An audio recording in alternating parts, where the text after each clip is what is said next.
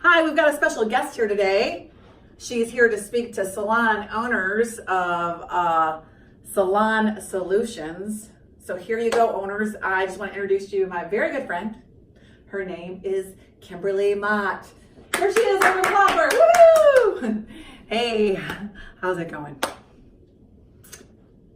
I want to tell you what I think is a pretty good quote.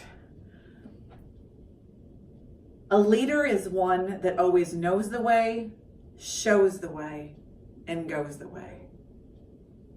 Sounds good, but really, I mean, can we say that for sure? A leader always knows the way to go and shows the way and goes, right? I mean, sounds wonderful, but the truth is, those are the leaders we aspire to be. But my truly favorite quote is, a leader, people would rather follow a leader who's always real than one that's always right.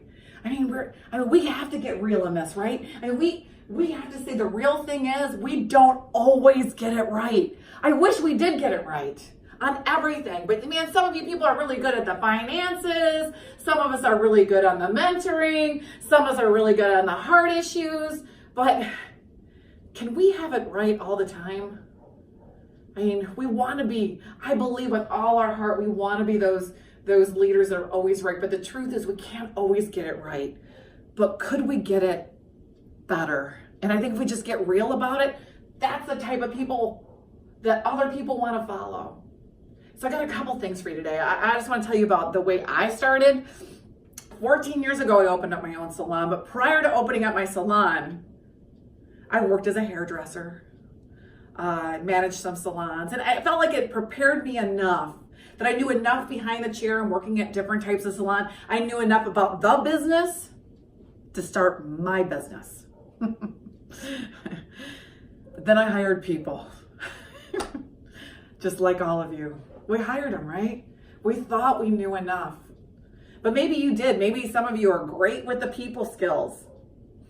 But sometimes you people with the financial skills, maybe not so much. Well, 14 years ago, I remember that very feeling. My first salon was 250 square feet. So if I show you that, it's like the size of a decent sized bathroom. And I had 3 styling chairs. So if I stretched out my arm over here, and I probably had double of me kind of going over here. 3 styling stations, and I went with just me, the sole person, the sole owner, as they would call me, the sole proprietor, right? And then I did start hiring people. And I love people. I love to be with them. I love the idea of setting a career path. I'm sure just like many of you do. Maybe some of you don't. But 14 years, I went down this path, and as when I first started off, I remember that feeling, opening up that door to the salon. I remember the excitement, the thankfulness. I mean, I remember just thanking God. I was pulling my stuff in. And I was like, thank you, God, for this great opportunity. I'm excited. I don't care where it goes. But today, I just want to thank you for it. I had that kind of passion about it. And I was excited, and I could see the opportunity that was coming.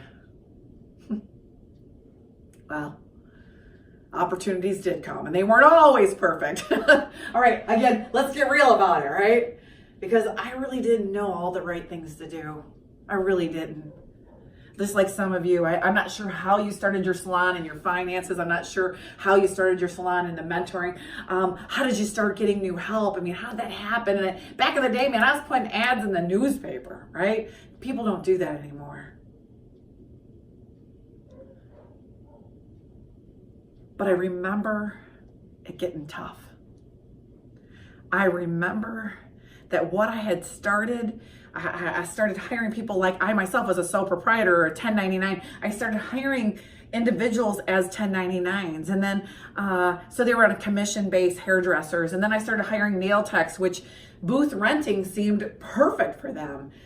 And then I had needed one front desk person to answer the phones because we were all taking turns running to that phone. So I hired a 16-year-old girl. God bless her. She's still with me today and she's a hairdresser. But that didn't always look pretty. So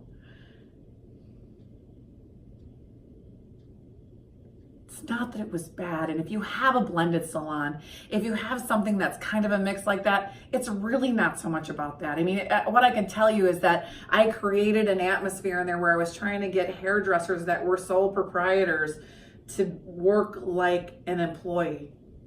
And by the law, you can't. I mean, in Michigan, you can't. I mean, have you struggled with some of those things? I mean, yes, you used to be able to do that, but that's no longer a thing. And I needed to have some type of synergy within the salon. I mean, where we're all working together, but that thing for me wasn't working together. And plus I was having trouble with my finances, and I was having trouble like how much I had to work around behind the chair because I needed more money at the end of my month, but I had more month than money. And that might be you here in this room today. What if you could have more money at the end of your month? More peace behind the chair if that's where you plan on staying. The summit brought me systems that worked. Financial systems, a mentorship program, a career path, a marketing strategy where I actually show up on Google Maps, where when people talk about my business, Colors by Kim, that we stood out within the community. And on top of it, they taught me how to lead better. Those summit systems, the summit. If there's any tool I could give you today, is if you did nothing else but stepped into that program, 3.5 days. For you people that are not strong in the finances, what if I promised you could make you stronger so you would know what the bottom line's supposed to be? And how do you find it? For you people that, salon owners, that you're looking for how do I get new help? How do I get new hires? They show you that. They teach you a career path. I mean, these new millennials, they're not new anymore, right? Because the millennials are getting older. There's a whole Generation X, I think it's called. They do want to work hard. They're looking for a salon that they can measure against. It says somebody's got like that perfect balance. I want to work 32 hours a week. I want a career path. I want to grow. And if you could show it to them, they'd be surprised.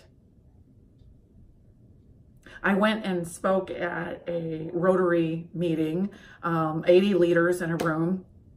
And before I got up to speak about the salon, one of the first things they said to me is, "So you're going to teach us how to blow dry hair today, huh?" What the crap? No. And I think I did blow them away a little bit in that. I mean, I showed them what our salon was built on, how we had systems and strategies and numbers. Wouldn't you like to stand in front of a room of professionals and let them know that our career can make better than their sons and daughters who went to colleges for degrees and they're still paying for them and don't even have but a $14 or $15 an hour job, and I can get so much more for these girls doing what they love. But see, this is the thing. Today's about you, because I want you to go back to that feeling of opening up that salon door and being so glad you did. That feeling of thankfulness, that feeling of excitement, that feeling of opportunity. Because if you're anything like me, all those feelings went away because a flood of struggles came in.